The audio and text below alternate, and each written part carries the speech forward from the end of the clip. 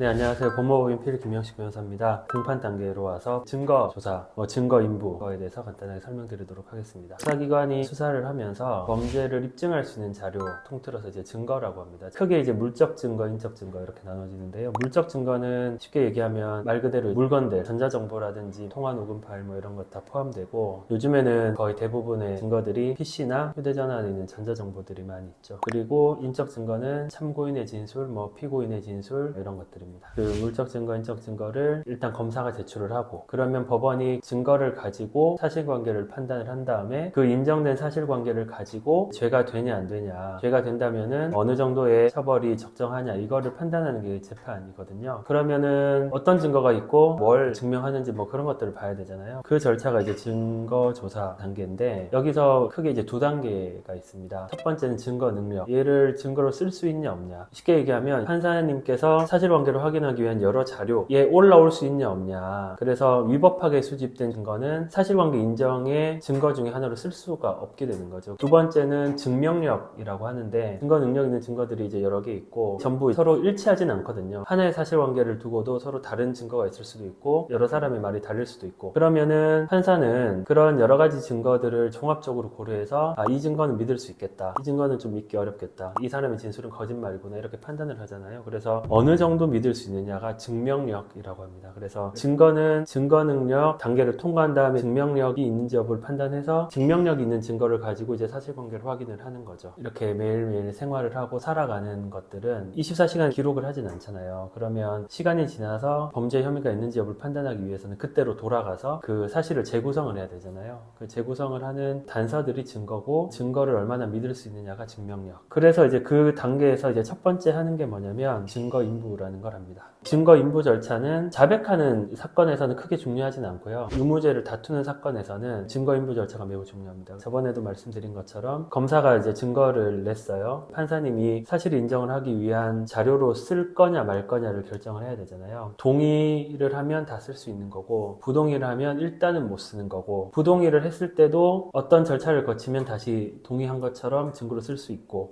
증거가 1에서부터 100까지 있다. 1번은 증거로 쓰셔도 됩니다. 2번도 쓰셔도 됩니다. 3번은 안 됩니다. 왜? 사실과 다른 진술이 있습니다. 4번 이거 안 됩니다. 왜? 위법 수집 증거입니다. 이런 식으로 증거로 쓰는 것에 있어서 동의를 하는지 동의하지 않는지, 이거를 증거 인부 절차라고 하고요. 부동의한 증거 중에서는 위법 수집 증거, 이거는 동의해도 못 쓰는 거거든요. 그 중에 이제 제일 중요한 게 뭐냐면 이제 사람의 진술. 그러니까 어떤 A라는 사실이 있었는데 어떤 사람은 B라고 진술하고 어떤 사람은 C라고 진술할 수 있잖아요. 그러면 우리 입장에서는 A가 사실이기 때문에 B, C는 거짓말입니다, 사실과 다릅니다 라고 이제 부동의를 하는 거죠. 그러면 검사는 진술을 한 사람을 불러서 증인신문을 하는 거예요. 증거를 다시 증거 능력이 있는 증거로 활용할 수 있게 하는 게 이제 증인신문입니다. 그래서 공판 단계에서 가장 중요한 절차, 그리고 형사재판의 꽃이라고 할 수 있는 거는 증인신문인 거죠. 물적 증거는 그대로 있는 거잖아요. 움직일 수 없는 거고, 다만 이제 물적 증거 어떤 말이 쓰여져 있다, 근데 이게 어떤 맥락에서 쓰여졌는지, 예를 들어 문장이 있으면 전체를 읽어야 파악이 되는데 요만큼 잘라서 할 수도 있는 거고, 그러면은 이 문장이 이런 대화가 어떤 맥락에서 이루어졌는지를 우리가 확인을 해야 되잖아요. 그것도 결국은 그걸 쓴 사람, 그런 대화를 한 사람을 불러서 증인신문을 통해서 그 의미를 밝혀야 되는 거고요. 그렇기 때문에 형사재판에 있어서 유무죄를 다투는 사건은 증인신문을 얼마나 잘하느냐, 증인신문에서 우리가 얻어낼 것을 얻어내고 탄핵할 건 탄핵하고, 그런 과정을 통해서 재판을 우리가 원하는 방향으로 이제 이끌어갈 수 있습니다. 사실은 무죄율이 1%다 2%다 그렇게 얘기를 하잖아요. 무죄 받은 사례들이 적지 않습니다. 적지 않은데, 그런 사례들은 결국 뭐냐면